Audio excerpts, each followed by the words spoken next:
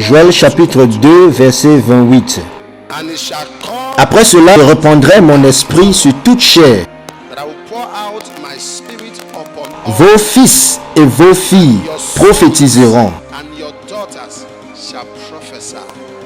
Vos vieillards auront des songes. Et vos jeunes gens des visions. Déversement de l'esprit. Déversement de l'esprit. Et le mot après, si vous lisez la traduction de la Bible, comme Louis II Semeur, ça dit dans les derniers jours. Ça dit dans les derniers jours.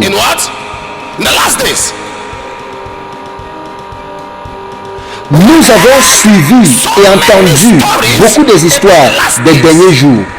Il y aura des guerres, il y aura des troubles.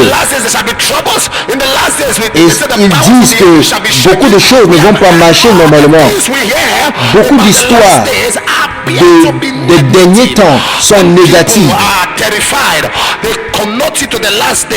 Mais Dieu dit que quelle qu'en soit cette négativité, il y a une bonne nouvelle que je viens vous annoncer. Et l'agenda que j'ai pour les derniers jours, c'est que je répandrai mon esprit sur toute chair. Et je suis content, je suis dans la joie que Dieu a dit qu'il va déverser son esprit sur toute chair. La Bible dit que je déverserai mon esprit et ma parole se fera connue. Quand ce découlement viendra sur quelqu'un, cette personne verra des choses magnifiques, des choses exceptionnelles, les choses que naturellement ne peuvent pas être acquises. Dans l'histoire d'Abraham, il était un homme qui était rempli de grâce. Parce que même dans ces temps, il avait la grâce sur lui. Et dans le livre de Genèse, on a dit concernant Joseph que est-ce que nous pouvons trouver quelqu'un en qui il y a l'Esprit de Dieu? L'Esprit de Dieu. Quelqu'un en qui l'Esprit de Dieu réside. Donc, l'Esprit était opérationnel dans la vie de Joseph. Et aussi, Abraham avait cet même esprit. Et il était ouin et il faisait les choses merveilleuses. Abraham est entré quelque part et il a vu un homme qui était le roi en Égypte. Et il a dit que cette femme, c'est ma soeur. Et l'homme a payé même la dot de la femme d'Abraham. Et Abraham a collecté cela. Et il a trouvé toujours Abimelech. Et il a dit que cette femme, c'est ma soeur. Abraham était le seul homme qui a collecté la dot sur la tête de sa femme. Il a collecté la dot 2 fois sur la tête de sa femme.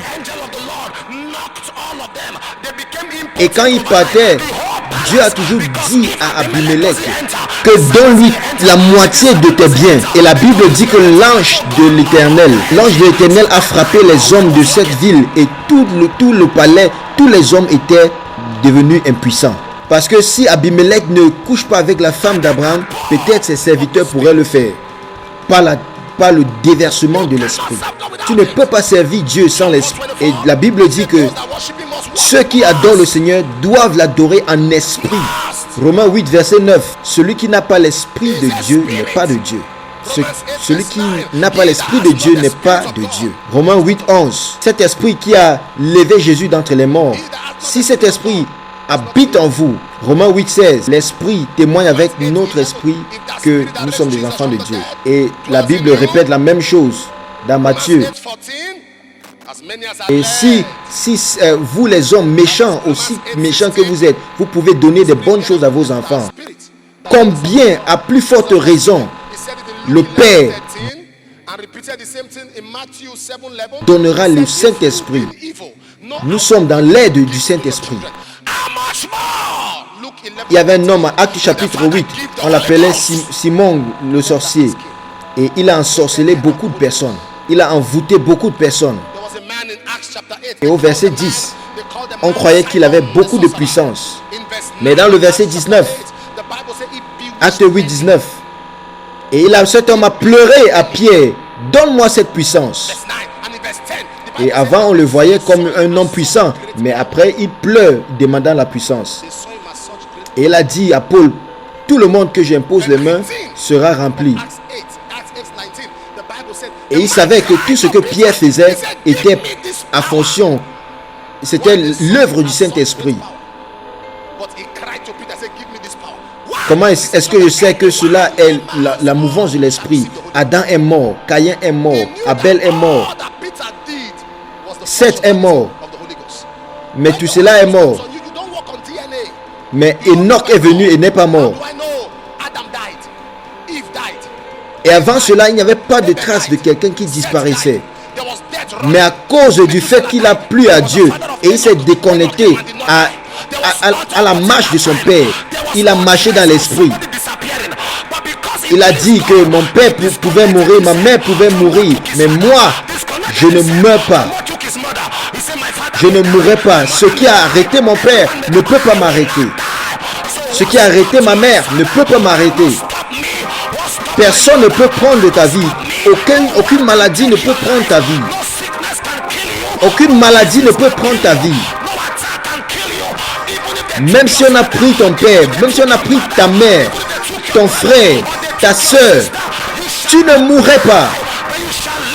Tu vivrais pour déclarer les paroles de l'Éternel. Et lève ta main et crie Alléluia.